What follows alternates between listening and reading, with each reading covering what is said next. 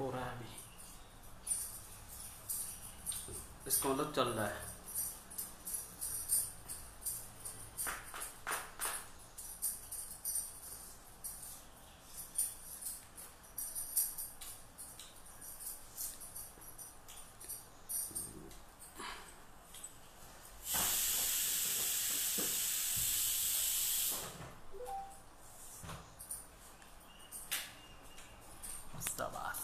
Pair वहाँ से करेंगे क्यों? ये जब एंडिंग कर देगा ना तब हो जाएगा।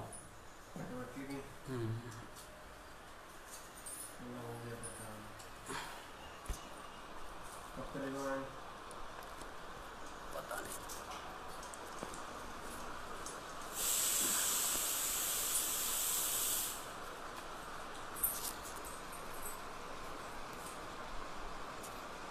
मेरी आवाज़ मुझे लगता है शायद आ रही होगी आप लोगों को।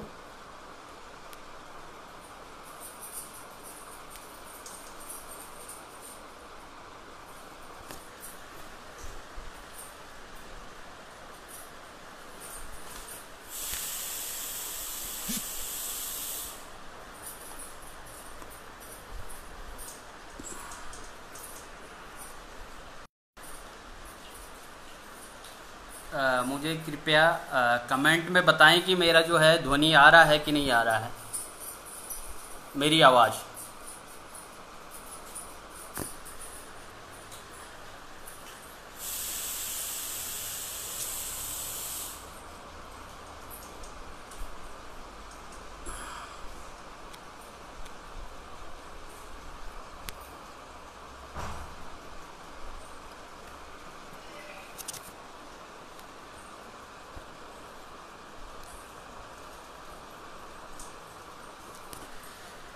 धन्यवाद सर।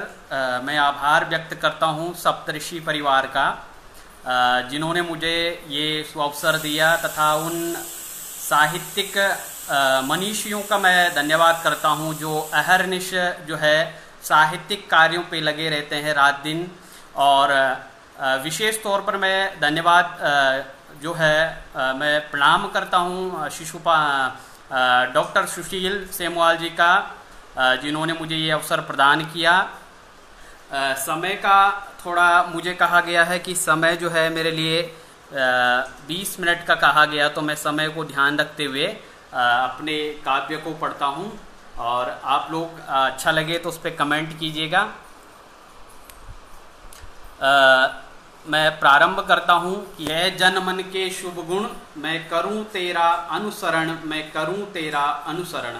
वस्तुतः मैं कोई कविताएं ऐसी बड़ी बड़ी नहीं लिखता हूँ। कविता अगर देखा जाए तो ये प्रश्न भी खड़ा हो जाता है कविता शब्द बोलते ही, का मतलब कौन, अब बीता कब बीता। तो कविता मतलब जो मेरे पे या जो मैंने देखा वो लिखा मैंने, जो बीता हुआ है वो मैं आपके सामने सुनाता हूँ।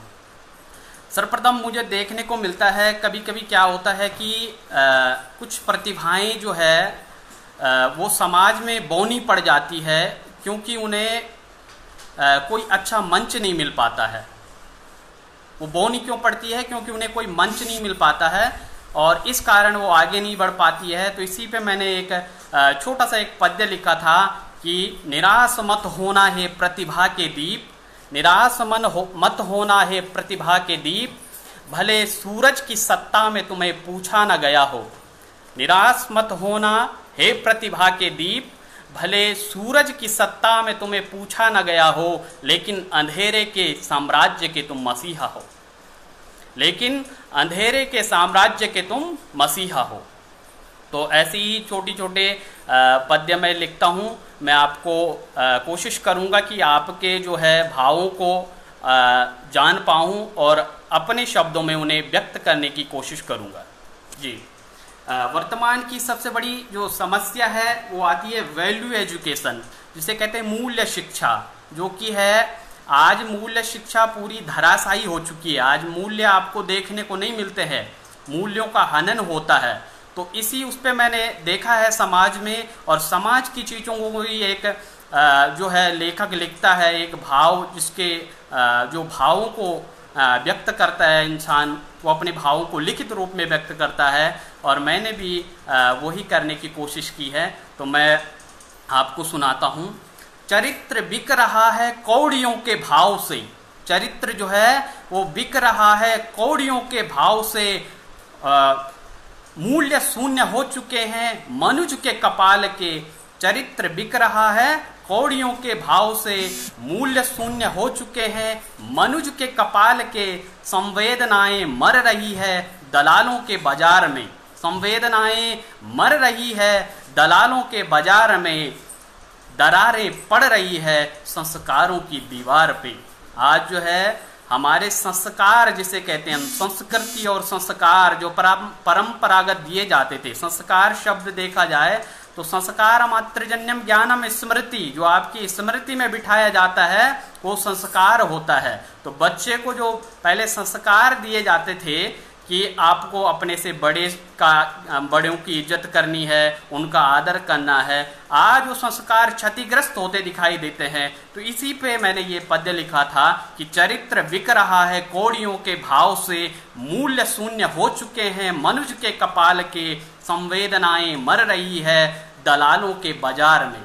अगर किसी के अंदर संवेदनाएं भी है तो ऐसे दलाल हमें मिल जाते हैं जो हमारी संवेदनाओं को घात कर जाते हैं और उन्हें आगे नहीं बढ़ने देते हैं। तो संवेदनाएं मर रही है दलालों के बाजार में, दरारें पड़ रही है संस्कारों की दीवार पे।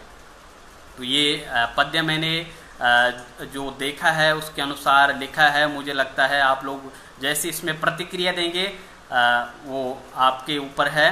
अग्रिम जो मैंने देखा है, कभी कभी क्या होता है कि कुछ जो होते हैं, एक चूहा होता है उसका अगर यहाँ देखा जाए तो लुखुंदर नाम होता है उसका। लुखुंदर जो है आपके लौकिक भाषा में और बोलियों में, जैसे उत्तराखंड में है तो उसे लुखुंदर नाम दिया जाता है।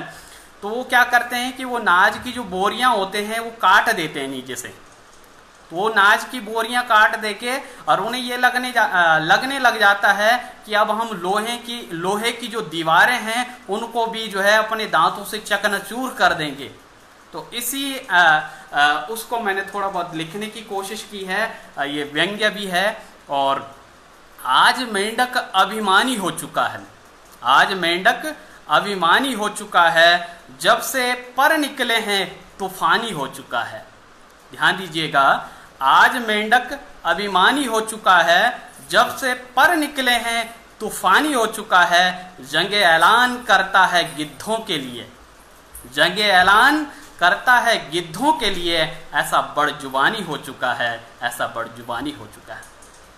तो ये एक उस अवधारणा को है, हमें क्या है कि हम सर्वश्रेष्ठ नहीं है, हमसे भी ऊपर बहुत सारे लोग हैं अच्छे अच्छे लिखते हैं और परंपरा आई है अच्छे अच्छे। आप देखेंगे कि जो है बहुत सारे ऐसे कवि हुए हैं जो उस जमाने में भी आधुनिकीकरण को लिखते हैं। जो आज घटित हो रहा है वो आज से 100-200 वर्षों पूर्व लिख चुके हैं। तो ऐसे प्रतिभाएं भी हमारे देश में हो चुकी है, हुई है ये सब चीज़ें। अग्रिम मैं अपना पद्य पढ़ता हूँ। आजकल ही मैंने लिखा है कि उत्तराखंड की वादियाँ हैं और इन वादियों का अपना ही कुछ मज़ा है। तो चलो उस ओर चलते, चलो उस ओर चलते जहाँ खनकती है नदियाँ, चलो उस ओर चलते जहाँ खनकती है नदियाँ, जहाँ गुंजित होती ध्वनियाँ, जहाँ जल हिमालय है। उस ओर चलते जहाँ खनकती है नदियाँ, जहाँ गुंजित होती ध्वनियाँ, जहाँ जल हिमालय है, चलो जहाँ शिवालय है। चलो पग पग उत्कर्ष बढ़ता है। अगर चला जाए तो अगर हिमालय की वादियों में चला जाए तो अमरत्व जो होता है उसकी अनुभूति होने लगती है कि वास्तविक जो है ये देवों की भूमि है, ये उन अमर देवताओं की भूमि है जो इस देव भूमि में वास करते हैं। तो मैं आगे लिखता हूँ, पग पग उत्कर्ष बढ़ता है, हृदय व्याधि को छोड़कर अमरत्व लेकर चलता है। पल पल उत्कर्ष बढ़ता है, हृदय व्याधि को छोड़कर अमृतत्व लेकर चलता है। जहाँ प्रकृति न्योछावर है, जहां प्रकृति न्योछावर है, चलो वहां जहां शाप नहीं केवल वर है। चलो वहां जहां शाप नहीं केवल वर है। तो ये हिमालय के वादियों के लिए है कि यहाँ कोई शाप नहीं मिलेगा, अगर मिलेगा यहाँ पे तो एक वर ही मिलता है, वो प्रकृति का वरदान है। इसलिए मैं आपको आह्वान करता हूँ कि आप लोग हिमालय में आए, शिवालय में आए और दर्शन कीजिए। एक अभी मैंने जब बीएड के दौरान था तो उस समय सर्जिकल स्ट्राइक हुआ था हमारे, उसमें सेना ने किया था। बहुत ही सेना के विषय में जितना कहा जाए वो कम है, क्योंकि वो इतना अदम्य साहस का, इतने अदम्य उत्साह का परिचय देते हैं कि जो कि साधारण व्यक्ति ऐसा नहीं कर सकता है। तो मैंने उस विषय को लिखा है कि जब हमारे देश की सीमाओं पर कुछ जो है देश अतिक्रमण कर जाते हैं और कहते हैं कि ये हमारा क्षेत्र है, ये हमारा क्षेत्र, मतलब अपनी मनमर्जी से जो है हमारे क्षेत्र को भी अपने क्षेत्र को बताने की उनकी होड़ लगी हुई है। तो इसी और मैंने लिखा है उनको जवाब देने के लिए कि ध्यान रखो, यह वह देश है जहां शेरों के भी दांत गिने जाते हैं। ध्यान रखो, यह वह देश है जहां शेरों के भी दांत गिने जाते हैं। इन गीदड़ों का क्या जिनसे चूहा भी नहीं मरता। ध्यान रखो, यह वह देश है जहां शेरों के भी दांत गिने जाते हैं। इन गीदड़ों का क्या जिनसे चूहा भी नहीं मरता, क्यों शेर के मुंह में आ जाते हैं। इन गीदड़ों का क्या जिनसे चूहा भी नहीं मरता, क्यों शेर के मुंह में आ जाते हैं। याद दिला दो इनको, याद दिला दो इनको, भारत तो उत्कर्ष रहा है, भारत तो उत्कर्ष रहा है वीरों और गाथाओं से। भारत तो उत्कर्ष रहा है वीरों और गाथाओं से। सत्व को कभी नहीं खोता, सत्व मतलब अधिकार, अधिकारों को कभी नहीं खोता, सत्व को कभी नहीं खोता। यह लिखा इतिहासों में, अधिकारों की लड़ाई में पांडव जीत जाते हैं। अधिकारों की लड़ाई में पांडव जीत जाते हैं। स्वाभिमान सम्मान के लिए राम आगे आते हैं। स्वाभिमान सम्मान के लिए राम आगे आते हैं। ज्ञान में भी पीछे नहीं, ज्ञान में भी पीछे नहीं, महावीर बुद्ध जाने जाते हैं। संस्कृति सनातन के उत्थान को विवेकानंद आ जाते हैं। संस्कृति सनातन के उत्थान को विवेकानंद आ जाते हैं। अब की भी चिंता नहीं, योद्धा हम पे हजारों हैं। अब की भी चिंता नहीं, योद्धा हम पे हजारों हैं। काट लाएंगे उन नरमुंडों को जो दखल दे अधिकारों में। काट लाएंगे उन नरमुंडों को जो दखल दे अधिकारों में। ये मैंने लिखा है। आजकल ही मैंने जो है एक और कोरोना चल रहा है तो कोरोना पे मैंने एक कविता लिखी है। कविता थोड़ा पूरा नहीं हो पाया है, लेकिन लिखने का मैंने प्रयत्न किया है। आप लोगों ने शायद जो है लॉकडाउन में एक चीज़ आपने देखी होगी कि महाभारत और जो है रामायण सीरियल चलाए गए थे। जब युद्ध होता है तो उस युद्ध में एक ध्वनि चलती है, हर हर महादेव। तो इसी को आधार बनाकर मैंने लिखने का प्रयत्न किया है। मैं आपको सुनाता हूं। ये समर काल नहीं शस्त्रों का, नहीं अस्त्रों का। ये समर काल नहीं शस्त्रों का, नहीं अस्त्रों का। इसमें विफल सभी साधन भी, संसाधन भी। ये समर काल नहीं शस्त्रों का, नहीं अस्त्रों का। इसमें विफल सभी साधन भी, संसाधन भी। इसलिए बात एक माने, दूरी जितनी भी हो अपनी बचती रहेगी जान। हर हर महादेव, हर हर महादेव, हर हर महादेव, हर हर महादेव। ये काल महाविषाणु सा, ये काल महाविषाणु सा। दिखने में जो परमाणु सा, ये काल महाविषाणु सा। दिखने में जो परमाणु सा। कब किसको आहार बना दे, कब किसको आहार बना दे, इसलिए बात एक माने, इसलिए बात एक माने, दूरी जितनी भी हो अपनी बचती रहेगी जाने। हर हर महादेव, हर हर महादेव। रोंदा है इसने चीनी को, रोंदा है इसने चीनी को, इटली फ्रांसिस अमेरिकन को, रोंदा है इसने चीनी को, इटली फ्रांसिस अमेरिकन को। आगे भी बढ़ता जाए ये महायुद्ध उस शत्रु से, ये महायुद्ध उस शत्रु से जो देखन में न आए। हर हर महादेव, हर हर महादेव। ये समर काल नहीं शस्त्रों का, नहीं अस्त्रों का, ये समर काल नहीं शस्त्रों का, नहीं अस्त्रों का। इसमें विफल सभी साधन भी, संसाधन भी, इसलिए बात एक माने, दूरी जितनी भी हो अपनी, दूरी जितनी भी हो अपनी बचती रहेगी जाने। हर हर महादेव, हर हर महादेव। तो समय की मर्यादा है, मैं अपनी मर्यादाओं को नहीं पार करूंगा। और इसी के साथ मैं पुनः एक बार धन्यवाद ज्ञापन करना चाहता हूं सप्तऋषि परिवार का, जिन्होंने मुझे ये अवसर दिया और मेरे विचारों को जो है जन जन तक पहुंचाने का ये स्वर्णिम अवसर होगा मेरे लिए। अंततः मैं जो है अपनी वाणी को विराम देता हूं। उससे पहले मैं एक छोटी सी कविता आपको सुनाता हूं। बहुत पहले मैंने एक लिखी थी। ये वस्तुतः हमारे देश में एक धारणा रही है, एक रूढ़िवादिता रही है कि महिलाएं जो होती है वो अबला जिसे कहते हैं, मतलब निर्बल होती है। तो इसी आधार पर मैंने लिखा है कि वास्तविक ये है कि महिलाएं जो है अबला नहीं होती है, वो सबला होती है। और मैं अपनी इस कविता के बाद अपने शब्दों को विराम दे दूंगा। ये थोड़ा वीर रस की कविता है, तो इसमें मेरा स्वभाव भी वीर रस जैसा होगा। तो ये कविता है।